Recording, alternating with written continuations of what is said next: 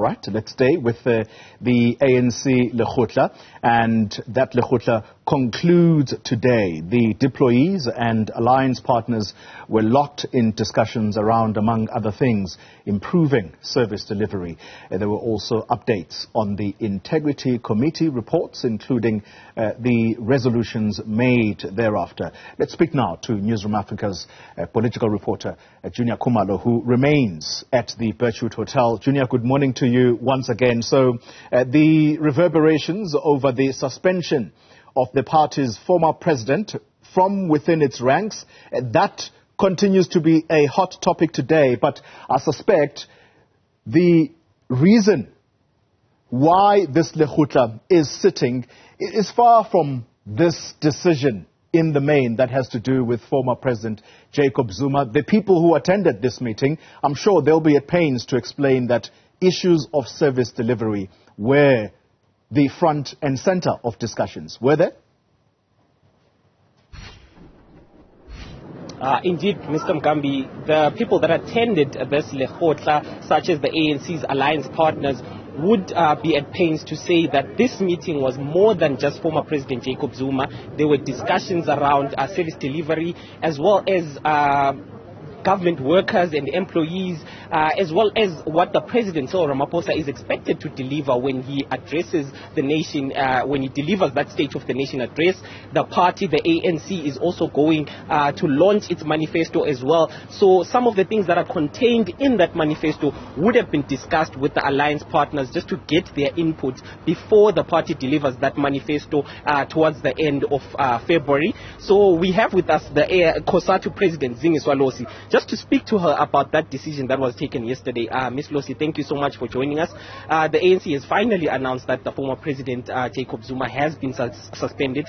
You had spoke yesterday when you delivered the opening address that it's going to be a tough election because one of the leaders of the ANC is now basically campaigning against the ANC itself. What are your thoughts around the suspension first and the ANC's chances going into this year's elections? Thank you very much. Look, we welcome the suspension and the decision of the NEC. And they are taking that decision. He is not the first member of the ANC to be suspended by the NEC. And we think that they have done that within the confines of the Constitution. The ANC is a voluntary organization. You come in voluntarily, you take an oath, you go through its constitution, its policies, you take an oath to abide by that. And therefore, anything that is untoward and against that, it cannot be left unattended.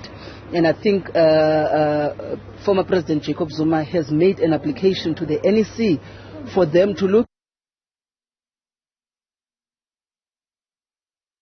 of the NEC. It is a constitutional decision. They have every right to take it. They are empowered by the Constitution, just as when President Zuma was in the presidency of the ANC, there were those that were suspended and even expelled during his time. So he should clearly understand without making any more turbulences around that issue. Besides the Jacob Zuma issue, there's also been discussions from the ANC and its alliance partners in what should be contained in that State of the Nation address. What is the expectation from COSATU? Look, we have always been clear on what we expect. This is the 6th administration last month in office. We are here not expecting the ANC to reinvent the wheel, but to rather take stock of what is it that they should have done and could not do, why, and how we're going to change the landscape in the remaining months of this 6th administration, but importantly to forward look and say what is it that we need to do for the people of South Africa. The manifesto of the ANC has always been drafted. It started when the ANC adopted the Freedom Charter. Those are the basic of the manifesto of the ANC.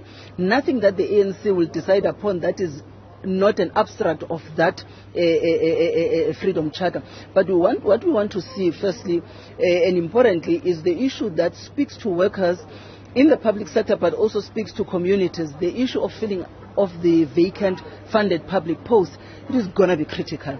The police cannot continue to do it with the numbers that they have.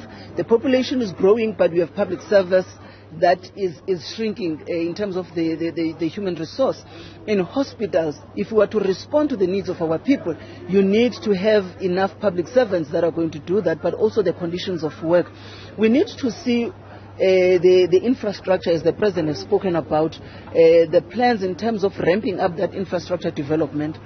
Because if you are to create employment, you need to have a very strong and thorough program in how you are, and very aggressive in how you are going to implement that. We need our government to deal with corruption, because it does not matter the investment that you are bringing, but if you are not going to address the issues of corruption in the state, it's going to create problems even on the programs that you have set for it, because every time you've got money from the treasury that is coming through, if you're going to have people that are planning on how they are going to embezzle those funds, it means development gets stifled. So we want to see a youth employment in our country. We want to see also jobs that speaks to people that are living with disability, because they cannot be left outside of any development that we're speaking about. We need to see the improvement in the lives of farm workers.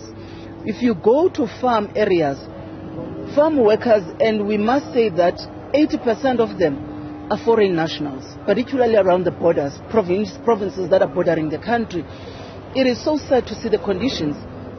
The future of their kids is not determined because of the conditions that they are working under. We want to see departments in the state doing their work and ensuring that there is compliance in terms of the Labour Relations Act, and ensuring that the rights of workers are protected.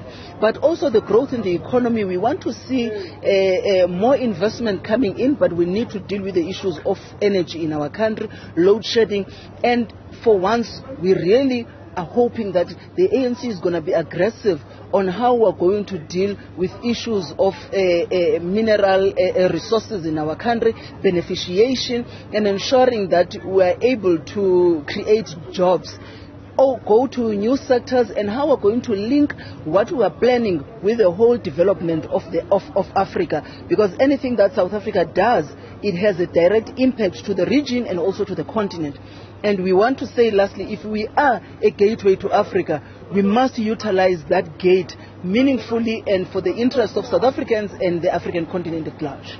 Thank you so much, Ms. Zingiswa. That is the COSATU President, Zingiswa, just saying that beyond the former President Jacob Zuma matter that was actually deliberated on, and that resolution that he should be suspended from the party, there were also other discussions around what should be contained in the State of the Nation address that will be delivered by President Cyril Ramaphosa, as well as the manifesto launch of the ANC towards the end of February, Mr. Mgambi.